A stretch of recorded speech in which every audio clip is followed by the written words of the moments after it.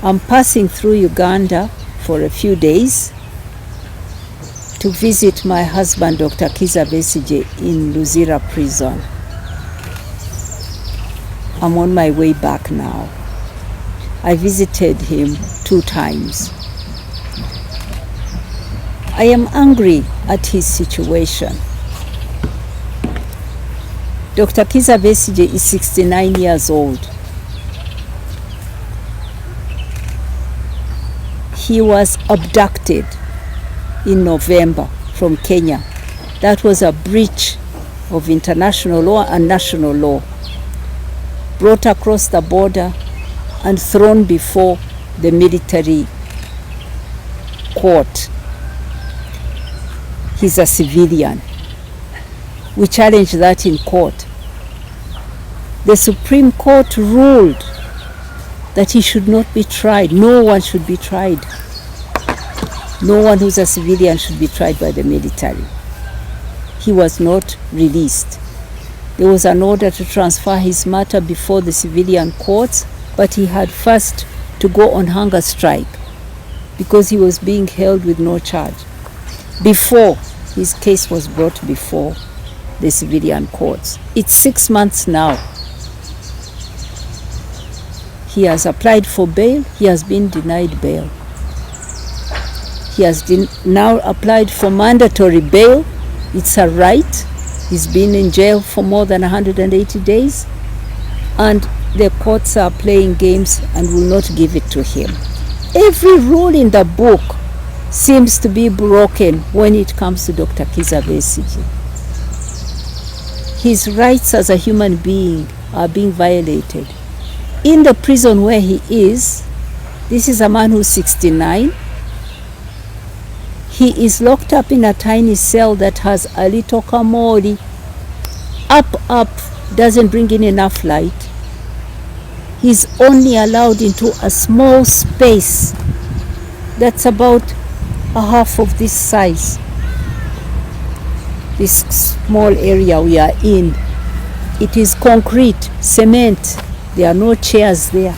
That small place is where they eat from, where they cook from.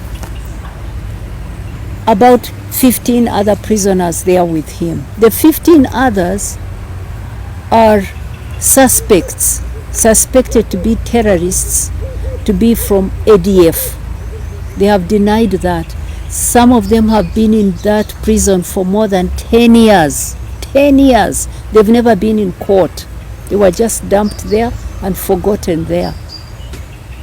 Those are the prisoners he's with, all on remand, some for 10 years. He cannot go to the other spaces where other prisoners are, like when they are going to pray, the church, even on Christmas Day. He couldn't join other prisoners to pray. He cannot, they did some entertainment, other prisoners. He cannot go anywhere. He has to go in the prison.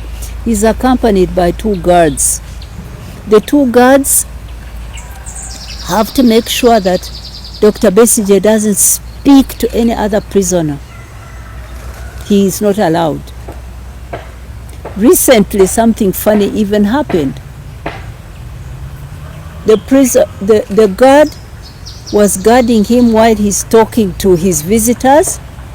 Then the guard wanted to go to the toilet, and he stopped the conversation with the visitor and took him with him to accompany him to the toilet, and then returned him to continue talking with his visitor, because he cannot leave him alone in the prison just in case he might talk to another prisoner. He had to escort the guard to the toilet. That is how tightly controlled he is. Dr. Besigye has been in this tiny cell, and now he has been attacked by bed bugs. Bed bugs are biting him night and day. It is inhuman what they are doing to him. It is violation of his rights, his human rights, violation of the laws of Uganda. But now I want to emphasize, underline that Dr. Besigye is not there because he stole anything, he was corrupt, he's accused of corruption, or he owes a debt, or he murdered someone. No, he's there for political reasons. He's being criminalized, not the first time. He's being criminalized because he has challenged and has put forward himself as a candidate in elections, and we are in election time. If it was just about him personally, it would be bad enough. But the fact that it's political, and he's not the only one, that many other political activists are also languishing in jail there, makes it a matter for everyone. It's a political question. It's about contestation. It's about whether or not Ugandans are allowed to have different points of view, to choose their leaders, to field whoever they want. That is the issue. That is why Dr. Besigye is there. I am angry because as my family member, he's being persecuted. He's being denied bail. I'm demanding for bail for him. Our lawyers are. We want the matter of his bail to be heard, and heard soon, and he needs to be back home in healthy conditions, in human conditions, as he answers that case that is framed against him. Let me also say that on the political side, without being partisan, I am not talking for the opposition, I'm not talking for the government, I'm just speaking as a Ugandan. We need a predictable, transparent, democratic process to change leadership. We have a leader who is a historic figure. He's been there for 40 years. He did great things. He turned this country around when we were having horrible elections. Our economy was sinking. He challenged that. We followed him, and we turned the country around. We did. Some people want to say to rewrite the history. They are wrong. We did. We restored many things. We had a process that brought us a new constitution, a consultative process. We empowered people through LCs. We were calling them RCs. We brought women, youth, people with disabilities into political process to participate, have a voice. The economy was turned around.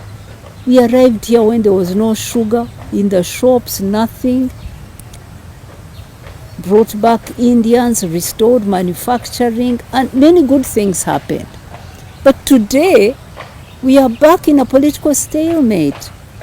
And my plea to President Museveni is that he rises again. He's an old man. He can protect his legacy, the good things he did, by securing a transitional process, leading a transitional process that brings us to new leadership peacefully. We don't deserve violent elections again. We don't want to go back to 1980, but that's where we have gone. So my plea to President Museveni is, talk to your opposition, don't criminalize them, talk to them. My plea is, restore us to the rule of law and the democratic path. Ensure a free and fair election. These things are not hard. Now, I want to say that if we do not do this, the real victims of a flawed political process, a violent political process, are our young people. Today, they are the ones who really break my heart. When I see thousands my own nephews and nieces, children I know, or the young people I see on the streets expressing their frustration, they are out there without a future. Unemployment amongst our young people up to the age of 24 who are university graduates is at 83%. 83% of them are without a job and without a future. Every year, Uganda puts into the market 700,000 young people. Out of those, only 90,000 get jobs. The rest don't know what is there for them. Suspended future. How can we change this if we do not have a way to bring in leaders who are serious, who have a plan for how to create jobs for our young people? If we must hang on and in uncertainty, who is going to keep investing in this economy? We are seeing money leaving our country. I was in Kenya the other day. I was so shocked to hear in the real estate market that Ugandans are now the leading investors in real estate in Kenya. Buying up apartments, Why? Because they don't feel confident. They are uncertain about the future here. Money is going out. Our civil servants, people in the public offices, are stealing more and more. The corruption is going up because also of uncertainty about the future. Investments are not coming in. Civil servants are stealing. I'm not saying the only reason is because of uncertainty, but certainly it drives the desire to divert resources. Corruption is costing us $2.5 billion every year. $2.5 billion. It's estimated that 25% of our national budget is diverted in corruption, taking services away from people, health, education. So we are at a moment where we need to break out of this cycle of bad politics, slower growth, rising unemployment, rising corruption, impunity because all these people are part of a patronage system and cannot be touched. So we have impunity for corruption. So we need to break out of that. And it is leadership that will help us. It is President Museveni who can help us to change that. And I appeal to him. Free Dr. Besigye, free your political opponents, talk to them, dialogue with them, reform the laws, ensure a process of changing leaders that will secure your legacy. That is what I want to say. I want to then also talk about HIV/AIDS and say that on this front I want to say that the whole world is disrupted, particularly Africa, because of the funding cuts by the American government that happened in February. But I want to say that while this was disruptive because of the immediacy, the fact that it happened suddenly without notice. I love birds. I want to say that I'm seeing efforts by governments across Africa to fill that gap that was created, and that's good. Uganda too is trying very hard to fill the gap, but we still see that it's very challenging because in terms of our budgets, we are having to pay high interest rates on the debt. That's taking away resources. And then we have other challenges like low domestic revenue mobilization. We have disasters that happen all the time because of climate change. So our countries are challenged, but yet must reallocate to save lives. His imprisonment is political. He has not committed a crime. He's really there for political reasons. This is about the contest, about the political transition. So it needs to be solved politically. The courts will not solve it. The courts are being used to keep him in prison. And you can see that since they arrested him up to now, it's 6 months, they've not even been able to try him. They've been investigating endlessly. Yes, I have talked to some people who are in the executive branch and encouraged them to have a political dialogue. I have talked to some. And I also see that there are many governments that are also trying to encourage President Museveni to find a political solution and not to criminalize. So, yes, we are trying. We are going to keep arguing for urging President Museveni to have a dialogue and not to criminalize, not just Dr. Besigye, all other political prisoners, and there are many. What's important is it doesn't matter the form, really, it can take any form, but it's important that a dialogue sets clear objectives. Why the dialogue? We need a dialogue because we have slipped off the democratic path. We made a constitution, we have electoral laws, but they've continued to change the constitution, change the electoral laws in ways that have led to this kind of violence, and actually we're moving away from the rule of law. We don't even respect the rules we make. So we need to have a dialogue to restore us on the path of on some reforms that will make elections truly fair and able to deliver the outcomes of people that people want, to reflect the will of the people. We need to have a discussion around the role of the military and the security forces in elections, because much of the violence is driven by the security agencies.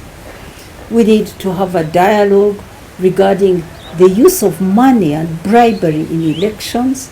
These are the things that fail us from choosing the leaders we need and result in instability. So having clear objectives is important, and having a process that is facilitated neutrally. I mean, this is going to would take some humility and trust on the part of President Museveni and his NRM party to trust some neutral facilitation, and to be humble enough to admit that we need help to have a good dialogue. That you can't be the one who is controlling the dialogue, then there's no trust from your opposition. So these are some of the things you need to have. But it all will take courage on the part of the president, and a genuine understanding that the positive things he has done can only be protected and taken forward when the process of replacing him is free and fair and predictable. Otherwise, if it's a forced and an illegitimate way of replacing him, we will fall back into more and more chaos.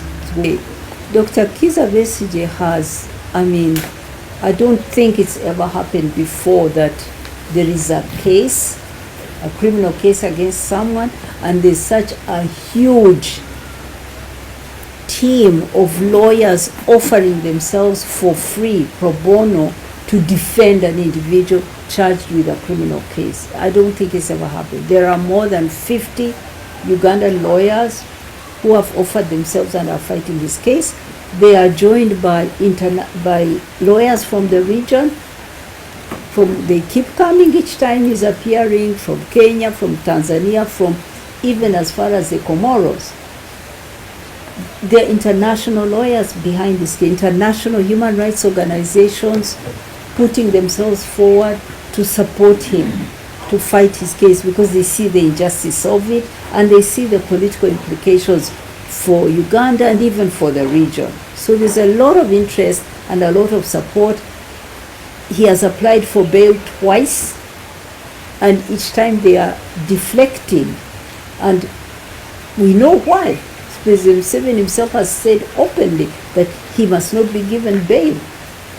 So the judges are interested in justice, but at the same time they think about their careers, because they are also appointed through a system that President Museveni influences. So they are unable to deliver justice, and so they keep deflecting. So, but I'm saying now it's too much. This is unacceptable. You can't have a man who's 69 years old who is being held in, it's some kind of solitary confinement, because he's not allowed to talk to any other prisoners. He's not allowed to socialize with them, even to pray with them. And now he's been attacked by bed bugs. He's being bitten by bed bugs, and he has a right to bail. This is violation. This is undermining his health. This is humiliating him. This is persecution. It must stop. It must stop.